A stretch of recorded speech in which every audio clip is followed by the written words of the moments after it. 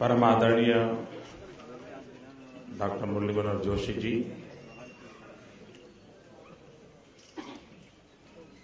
व्यापार जगत का नेतृत्व करने वाले देश के सभी गणमान्य व्यापार जगत के प्रतिनिधि, मंच पर विराजमान उनके सभी मार्गदर्शक, संगठक, एक प्रकार से इस छोटे से खंड में व्यापार जगत का प्रतिनिधित्व करने वाला लघु भारत यहां उपस्थित है।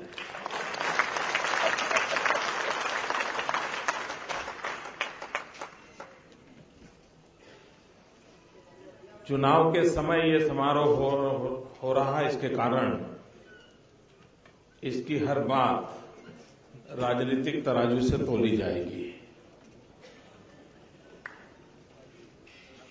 और इसलिए कितना लाभ होगा, कितना नहीं होगा, कहना कठिन है।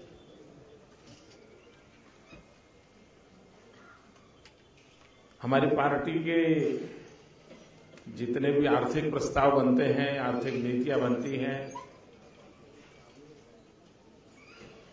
मूलभूत चिंतन जो होता है उसमें डॉक्टर मुरली मनोहर जोशी का बहुत ही अहम भूमिका रहती है। इस बार भी हमारी पार्टी का जो मैनिफेस्टो आने वाला है उस काम भी उन्हीं के नेतृत्व में हो रहा है और इसलिए जितनी बातें आप बता रहे हैं और वो संसद में भी बहुत बड़ी भूमिका उन्होंने निभाई है इतने सालों की, तो जितने विषय आप लोगों ने रखे हैं मुझे विश्वास है कि बहुत ही भली भांति रूप में उन विषयों का भारतीय जनता पार्टी के मैनिफेस्टो में प्रतिबिंबित होंगे और हमारी कठिनाई ये नहीं है कि हम व्यापारियों के लिए क्या करते हैं, क्योंकि हमारी तो छवि है सालों से कि भाई ये पॉलिटिकल पार्टी तो व्यापारियों की पार्टी है। तो ये छवि ऐसे थोड़ी बनी होगी, कुछ तो आपके लिए सोचते होंगे, कुछ तो आपके लिए करते होंगे, तभी तो बनी होगी।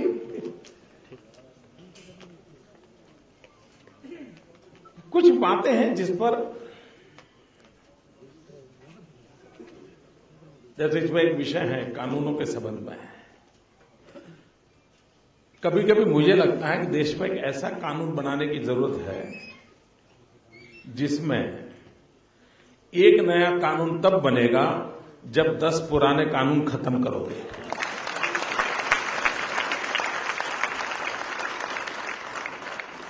कानूनों का इतना जाल बिछा दिया गया है 60 साल में। आप लोग हमें शक्ति दें ताकि हर सप्ताह एक कानून खत्म करें। कितना बड़ा कानूनों का जाल बन गया है और इसलिए कानून सरल हो, सहज हो, सामान्य व्यक्ति को ताकत देने वाले हो, ये मूलभूत, वरना दूसरा जो मूलभूत परिवर्तन की आवश्यकता है, आपके दिमाग में क्यों भर गया है कि आप कुछ और हैं, देश कुछ और है, सरकार कुछ और है। सबसे बड़ी कठिनाई ये दीवारें जो खड़ी हुई हैं उसके कारण है। दीवारें 60 साल के कुछ न कुछ ऐसी बातें हुई जिसके कारण हुआ है। रियलिटी तो यह है कि सरकार हो या व्यापारी हो, किसान हो या मजदूर हो, हम सब देश के लिए काम करते हैं। हम सबने मिलकर के देश का भला कैसे हो, ये मूलभूत बात है।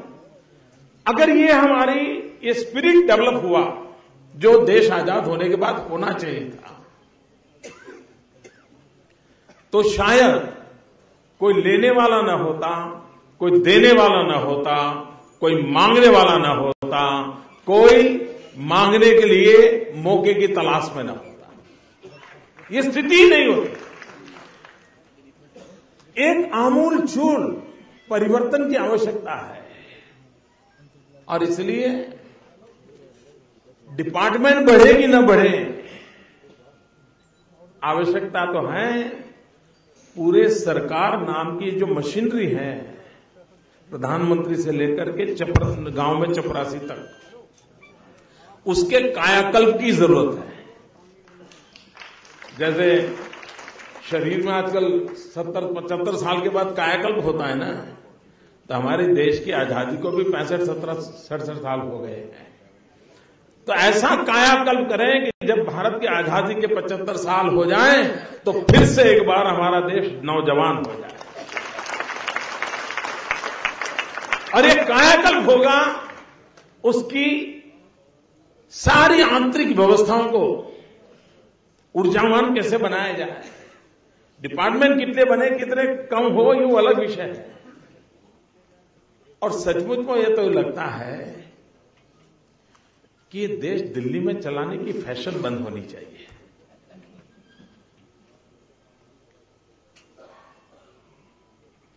राज्यों की अपनी ताकत होती है, राज्यों पे भरोसा करना चाहिए, राज्यों को वहां की व्यवस्थाएं क्या है विकसित वैसे करनी चाहिए। हमारे पूर्वजों की कमाल देखिए साहब, उनकी अर्थनीतियां कैसी होती थी, समाज नीतियां कैसी होती थी और जीवन को ताकत कैसे मिलती थी। अब देखिए हमारे यहां दक्षिण में सुपारी की खेती होती है, ज्यादातर व्यापारी किसान हमारे सुपारी की खेती में लगे हैं। मुझे बताएं कोई भाई, किसी विज्ञान ने यह सिद्ध किया है क्या कि सुपारी से यह फायदा होता है, हेल्थ को यह फायदा होता है, न्यूट्रिशन में यह फायदा होता है? किसी ने, मैंने तो नहीं पढ़ा अभी तक। तब हमारे पूर्वजों ने क्या दिमाग लगाया जी कि ये सुपारी का कोई हेल्थ वैल्यू तो है दिखता नहीं है, तो ये सुपारी बेचने वाला रोटी कैसे कमाएगा, खाएगा, पेट कैसे भरेगा?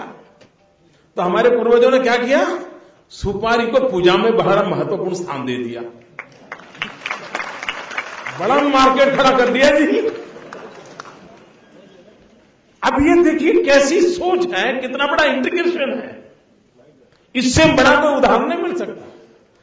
ये विजन चाहिए जी, और उसके कारण आज सुपारी पैदा करने वाले व्यापारी को मार्केट मिल जाता है। वो सुपारी जो कोई खरीद नहीं सकता, वो गणेश जी बन करके व्यापार रोजगार चलाता है।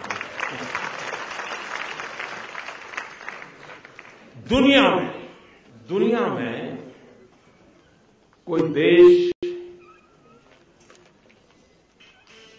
आक्रमण करना, लड़ाई लड़ना, देश जीतना, वो अड़ोस पड़ोस में हुआ करता है, अड़ोस पड़ोस में हुआ करता है। पड़ोसी देश की जमीन ले लो, लूट लो, ये सब सदियों पहले हुआ करता था। लेकिन विश्व में फैलने का सबसे बड़ा माध्यम सदियों से व्यापार ही रहा है। हमारे पूर्वज भी व्यापारी के रूप में दुनिया में जाते थे। आज दुनिया में जहां पर भी इंडियन डायस्पोरा के लोग मिलेंगे, ज्यादातर व्यापारी के रूप में ही गए हैं। यानी विश्व में संबंधों को जोड़ने का सदियों तक अगर कोई आधार रहा था तो व्यापार रहा था। बीच में मैं कभी कभी हैरान हूं, हमारे देश की जो एक्सटर्नल अफेयर्स मिनिस्ट्री है वो पुराने ढर्रे से काम कर रही है। डिप्लोमेसी,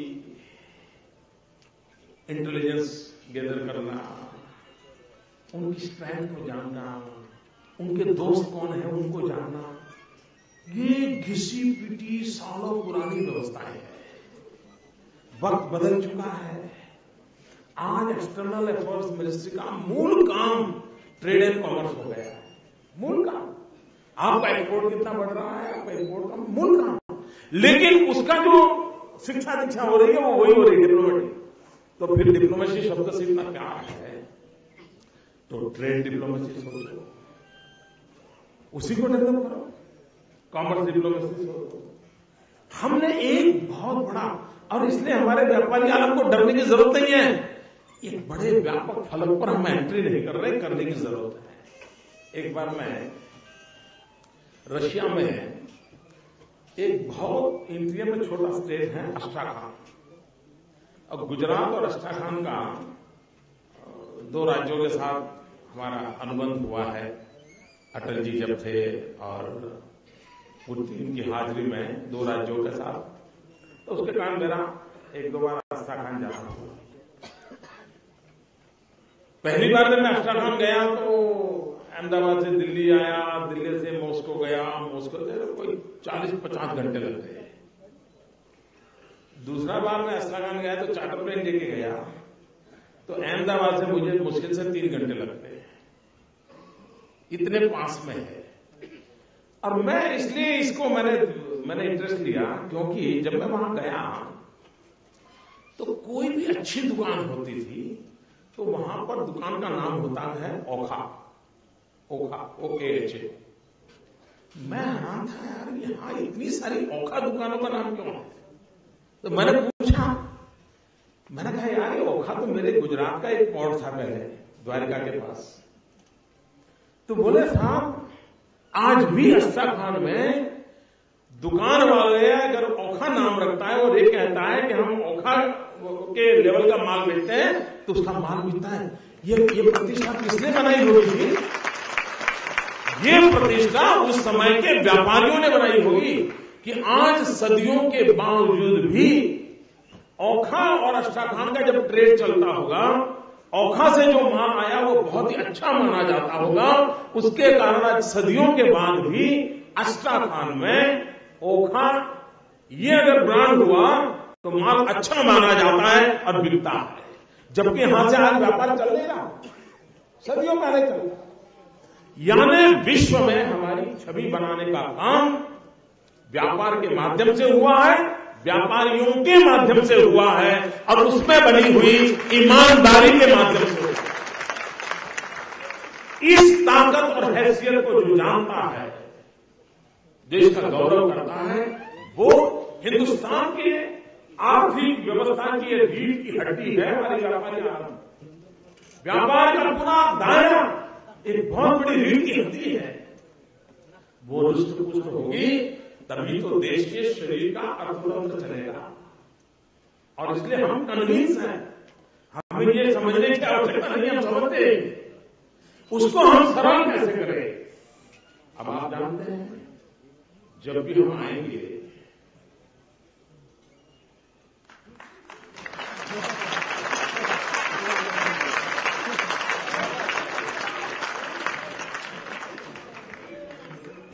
नहीं, मैं कहता हूं जब भी हम आएंगे, पहले 60 दिन बाकी हो, तब 60 साल के गड्ढे होंगे जी। वो हमारा पहला काम तो गड्ढे भरने जाने वाला है, और गड्ढे भरते भरते भरते फिर जो गरीब है उसका लाभ शुरू होते होते होते हम आगे बढ़ेंगे। लेकिन हम इस बात में विश्वास करते हैं। दूसरी बात, मैं नहीं जानता हूं पॉलिटिकली मुझे एक बात बोलने से फायदा होगा या नुकसान होगा, लेकिन अगर फायदे वाली बात बोलूं तो नरेंद्र मोदी नहीं, मैं अपने फायदे के लिए फायदा ही नहीं हुआ, मैं अपने फायदे के लिए जीता हूं। आप चाहे या न चाहे, हमने वैश्विक जो चैलेंजेस हैं व्यापार जगत में, उससे डरने की जरूरत नहीं है। इसको हम अपॉर्चुनिटी में कन्वर्ट करें। ये ऑनलाइन योग होगा तो हम मर जाएंगे, अगर क्या बात करते हो, कैसे मर जाओगे? अगर वो 10 कदम आगे जाते तो हम 15 कदम आगे जाए। दुनिया को मालूम नहीं है कि हमारे पास क्या है, और इसलिए डरे बिना इस स्थिति का हम फायदा उठाएं। सरकार से आप ये मांग करिए कि हमारे व्यापारी की इस ग्लोबल चैलेंजेस आई है उसको मिटिगेट करने के लिए हमारी कैपेबिलिटी कैसे बढ़े, ये उसको और सरकार उस पर ध्यान केंद्रित करे। सरकार ये न कहे ये ऑनलाइन बंद करो, अरे कैसे बंद करोगे मुझे बताइए। आज किताब खरीदने के लिए कोई इंसान किताब की दुकान में क्यों जाएगा? कोई मुझे बताए।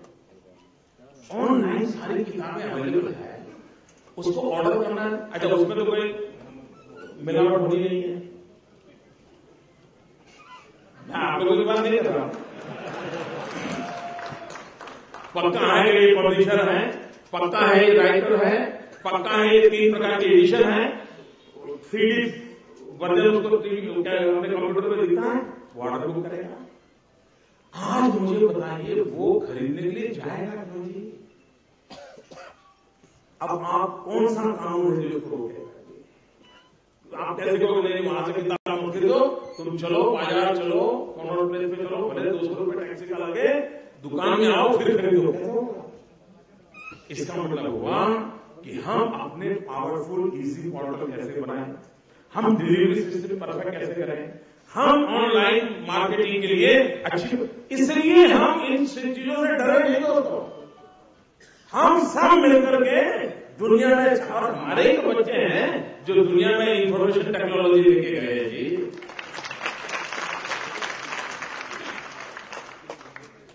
हमने आधुनिक विज्ञान और टेक्नोलॉजी को स्वीकार करना होगा। हम कभी कभी सोच रहे हैं कि मॉल आप देखिए साहब, वो दिन दूर नहीं होंगे, आज छोटे गांव का जो छोटे नगर का भी जो खरीद करने वाला व्यक्ति है, आप चाहे वो भी अब ब्रांडेड चीजें खोज रहा है, नहीं खोज रहा है? व्यापारी मित्रों बताइए, वो भी ब्रांडेड खोज रहा है, नहीं खोज रहा? अब आपकी तो ताकत है नहीं कि आप ब्रांडेड चीजों की एजेंसी लेकर के अपनी दुकान को, उसका लाएगा इतने चौरस स्क्वायर फीट का दुकान होना चाहिए, ऐसा एक रिसेप्शनिस्ट होना चाहिए, अंग्रेजी ऐसी सब उसके नाम से कर नहीं पाओगे। लेकिन क्या आप उसके साथ करार करके, एग्रीमेंट करके वर्चुअल इवेंट खड़ा नहीं कर सकते क्या? और ब्रांडेड चीज कोई भी कस्टमर आए, देखो भाई मेरे पास स्टॉक रखने का पैसा नहीं है, मैं कोई इतना बड़ा व्यापारी नहीं हूं, लेकिन तुझे ये चीज चाहिए ना, देखो एक कंप्यूटर चालू होता है, तुम देखो ऐसी चीज आती है, ये कंटेंट तुम कहो 2 दिन में तुम्हें डिलीवरी मिल जाएगी। मुझे बताइए छोटा व्यापारी भी बड़े मॉल से बड़ा व्यापार कर सकता है? आप वर्चुअल मॉल छोटे छोटे दुकानों में खड़ा कर सकते हैं। और इसलिए मैं चाहूंगा आप ट्रेड के लोग जो हैं वे इस नए चैलेंजेस को मिटमिट करने के लिए आज की टेक्नोलॉजी से जुड़े हुए लोग, हमारे छोटे व्यापारी, हम बैठ करके वर्कशॉप करें, हम एक प्लान, भागने के प्लान न करें दोस्तों, भीड़ने का प्लान करें। और व्यापारी देखिए, सेना में जवान जितना साहस करने का ताकत रखता है, उससे ज्यादा साहस करने का ताकत व्यापारी रखता है। जिसकी रीस्टरिंग कैपेसिटी कम होती है, कभी व्यापारी बन ही नहीं सकता है। वो मजदूरी कर लेगा, वो व्यापारी नहीं बन सकता। व्यापारी वही होता है जो जीवन खपाने की हिम्मत रखता है। छोटा भी होगा ना तो भी साहब उसकी रीस्टरिंग कैपेसिटी बहुत होती है, वो जोड़ देता है। ये क्वालिटी है इस बिरादरी की, इस क्वालिटी को हम पकड़ें और उसको लेकर के हम व्यवस्थाओं को विकसित करें। और इससे घबराइए मत मित्रों, इसको अपॉर्चुनिटी मानिए। मैं आपके प्लेटफॉर्म पर आकर के आपको ये बात बताने की हिम्मत करता हूं, क्योंकि मुझे मेरे देश के व्यापारियों में भरोसा, ये कर सकते हैं जी।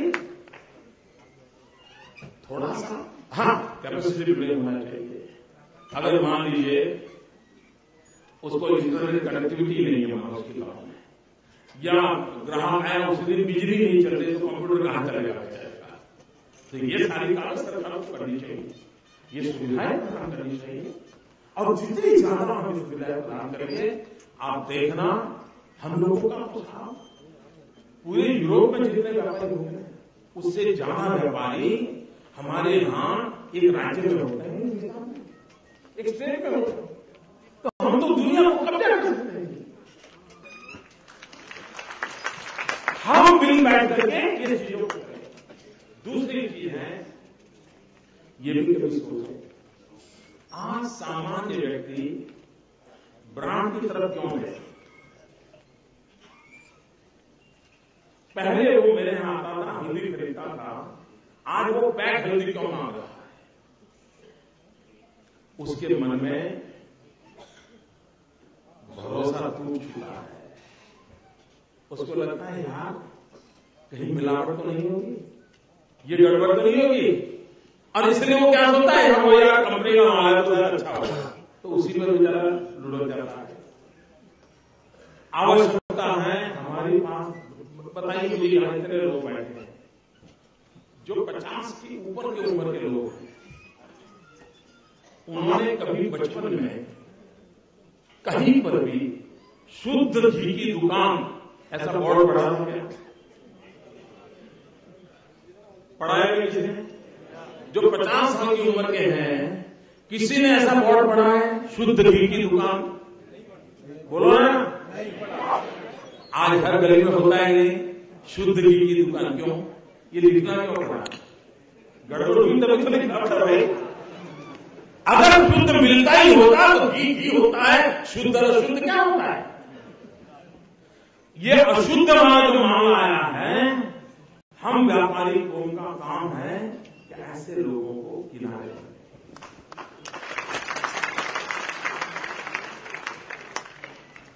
और तब जाकर देखिए आपके संगठन की ताकत कितनी बढ़ती है। आप पूरा लीड कर सकते हो। और हम वो लोग हैं जो हम चाहते हैं कि आप लोगों की शक्ति बढ़नी चाहिए। दूसरी बात है, आपका व्यापार कैसे चलेगा? छोटा व्यापारी रोजी रोटी कहां से कमाएगा? छोटा व्यापारी रोजी रोटी तब कमाएगा जब सामान्य व्यक्ति की खरीद शक्ति बढ़ेगी। अगर सामान्य नागरिक की खरीद शक्ति नहीं बढ़ती है तो शादी में पहले 2000 रुपये का मान लेता ना, अब 200 का लेगा, खरीद शक्ति उसकी कम हो गई है। और इस काम के लिए ओवरऑल देश की इकोनॉमी को बहुत बड़ी ताकत देने की जरूरत है, तभी सामान्य व्यक्ति की खरीद शक्ति बढ़ेगी। सामान्य व्यक्ति की खरीद शक्ति बढ़ेगी तो व्यापारी के पास सबसे पहला वो क्या जाने वाला है, और तभी वहां से मैन्युफैक्चरर के पास जाने वाला है। और ये सब होगा तब सरकार की तिजोरी में आने वाला है। सरकार की तिजोरी लास्ट में है, सबसे पहले दरवाजे पर आप खड़े हैं, सबसे पहले दरवाजे पर व्यापारी खड़ा है कि रुपया आया नहीं, खर्च पहली दुकान वही हो, पहली खिड़की वही होती है। हमने इस लिंक को कैसे जीवंत बनाया है, वो हम जितना जीवंत बनाते हैं उतना उसका लाभ होता है। भाइयों बहनों, मैं सुधार के पक्ष का व्यक्ति हूं। अभी अभी मेरे यहां मुझे आपके व्यापार मंडल के कुछ लोग मिले हैं। साहब ये हमारा जो बैंक का फॉर्म है इतना लंबा चौड़ा, हम तो थक जाते हैं, ये क्या? अच्छा, हम कोई मुख्यमंत्री बैंक का फॉर्म क्या है वो तो थोड़ा देखता है, हमारे ध्यान में आया। मैंने मेरे अफसरों को बुलाया, मैंने कहा भाई इसको क्यों हम ऐसा करते हैं? तो भाइयों आपको जानकर आनंद होगा, 7 दिन के भीतर मेरे अफसरों ने वो करीब 7-8 पेज का फॉर्म था, उसको 3 पेज का बना दिया। बना दिया इतना ही नहीं, तो 5-6 दिन हो गए उसको ऑनलाइन में रख दिया और लोगों व्यापारियों को कहा अभी भी इसको कम करना है तो सुझाव दो। व्यापारियों को कहा, इसका मतलब यह हुआ मित्रों कि इन चीजों के माध्यम से हम स्थितियों को सरल कर सकते हैं और व्यापारी को आराम से हम। दूसरी चीज है, हमारे देश में पता नहीं क्यों सालों से सरकार को ऐसा लगता है कि बाकी सब चोर है। इनकम टैक्स वाले को लगता है सारी दुनिया चोर है। देश ऐसा नहीं कर सकता है जी। सरकार हो या समाज हो, व्यापारी हो या व्यवस्था हो, एक दूसरे पर भरोसा होना चाहिए। भरोसे से शुरुआत होनी चाहिए। उसके बाद कुछ कमियां आती हैं तो उस कमियों के लिए कानून आता है। कानून से समाज नहीं चलता है, भरोसे से व्यवस्थाएं चलती है, व्यवस्था टूटती है, वहां कानून एंटर होता है। ये मूलभूत चिंतन को लेकर के मैं कहता हूं शासन व्यवस्था में जो कायाकल्प करने की जो मैं बात कर रहा हूं वो इस सोच से शुरू हुई। और मेरा तजुर्बा रहा है, मुझे एक्सपीरियंस रहा है कई वर्षों तक शासन चलाने का, और इसलिए मैं विश्वास से कहता हूं भाइयों बहनों, कोई कारण नहीं है हमारा देश ऐसी दशा में जीने के लिए पैदा ही नहीं हुआ है। ये देश समृद्ध होने के लिए पैदा हुआ है, भव्य दिव्य बनने के लिए पैदा हुआ है। हमें विश्वास के साथ आगे बढ़े। आप लोगों ने मुझे बुलाया, मैं आपका बहुत आभारी हूं, और आपकी जो बातें हैं सारी प्रैक्टिकल है, और जोशी जी तो इन चीजों को बहुत बारीकाई से जानते हैं, और इसलिए बहुत ही अच्छे ढंग से आपको एक नई ताकत मिले। मूल काम तो यही है, आपको एक नई ताकत मिले, आपका हौसला बुलंद हो, इस दिशा में हम आगे बढ़ेंगे। बहुत बहुत धन्यवाद।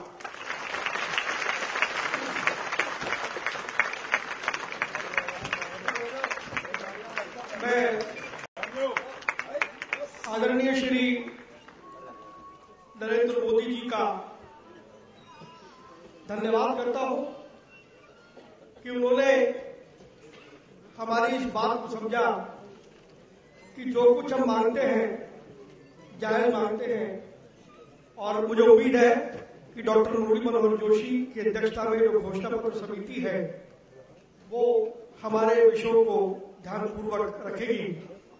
और अभी नरेंद्र भाई कह रहे थे कि हम जब भी आएंगे, तो हम जब भी आएंगे वाला समय बहुत निकट आ गया, और हमारे परिवार के ही नरेंद्र भाई एक व्यक्ति ने एक बीड़ा उठाया है, वो नमो बुलेट बाइक रैली हम लोग शुरू कर रहे हैं। और उसके लिए मैं आयन भट्टागर को यहां पर बुला रहा हूं, वो आए और नरेंद्र भाई को वो जो पोस्टर हमने बनाया है वो नरेंद्र भाई को दे और उनका आशीर्वाद ग्रहण करें। नमो bullet bike rally.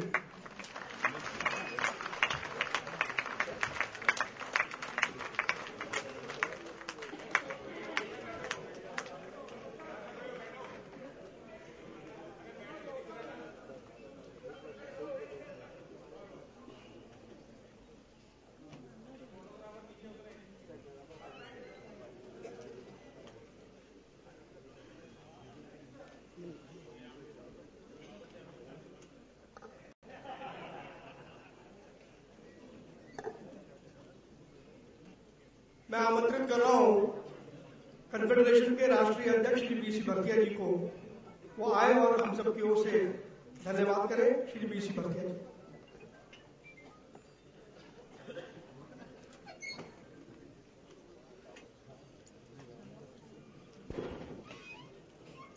Public accounts committee के चेयरमैन,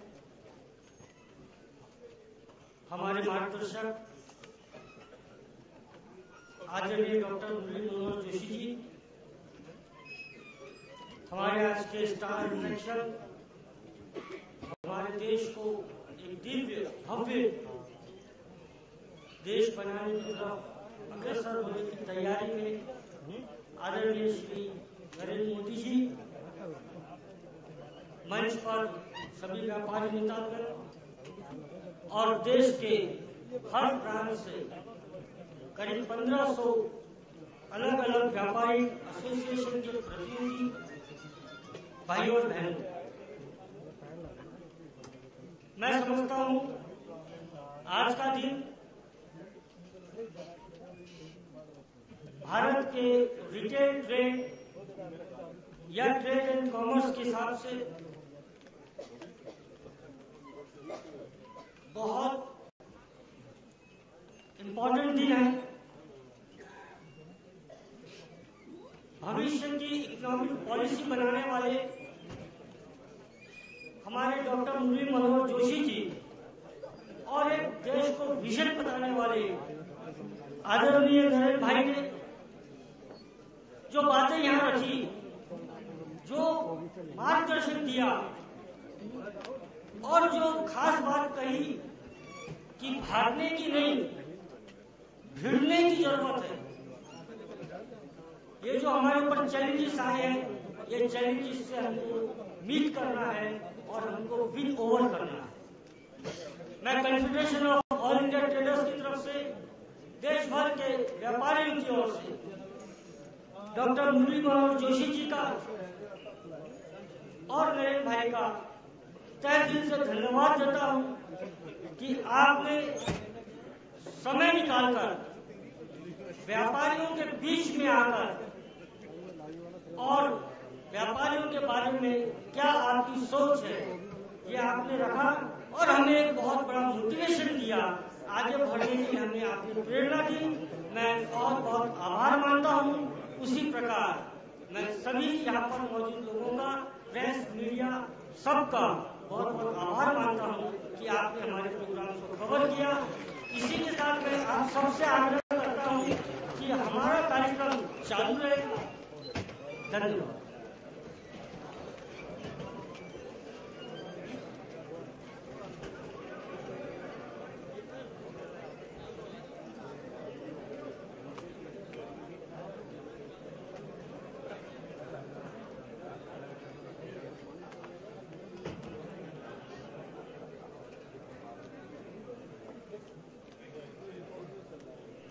हाथ नीचे रखे।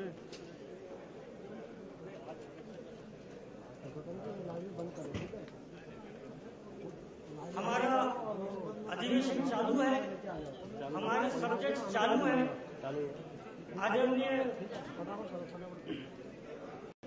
हमारे अतिथि नरेंद्र मोदी जी अन्य कार्यक्रम में पहुंचना है, प्रस्थान कर रहे हैं, मगर मेरा सभी से अनुरोध है कि अपने अपने स्थान पर बैठे रहें।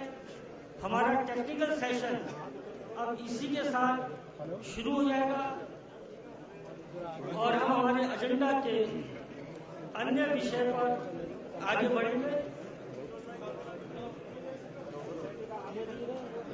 मैं ब्रिज मोहन जी अग्रवाल, नरेंद्र मदान जी, रमेश खन्ना जी, इनसे सबसे यही निवेदन करता हूँ कि वे मंच पर जाएं। टेक्निकल सेशन हम कंटिन्यू करने जा रहे हैं।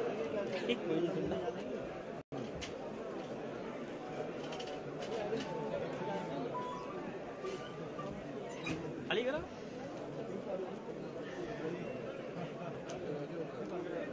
5 मिनट में ही हम हमारा टेक्निकल सेशन शुरू करने जा रहे हैं।